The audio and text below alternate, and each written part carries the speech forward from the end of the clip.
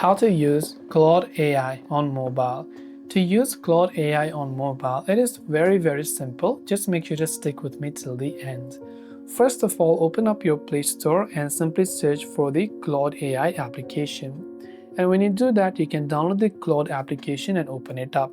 Now, just like any other large language models, it is also going to help you use anything related to languages or text. So first, just create an account or choose an account or continue with your Google account. You can see right on the homepage they have different models. You can tap the plus icon for it to be able to connect it. You can connect it to various websites and plugins even on the free version, like you can connect to vidIQ, Gmail, Google Calendar, and all of these other different type of options, and you should be able to see all of this.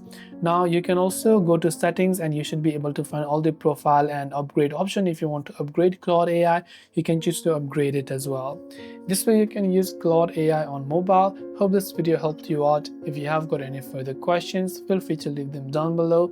Thanks for watching and see you soon in the next video.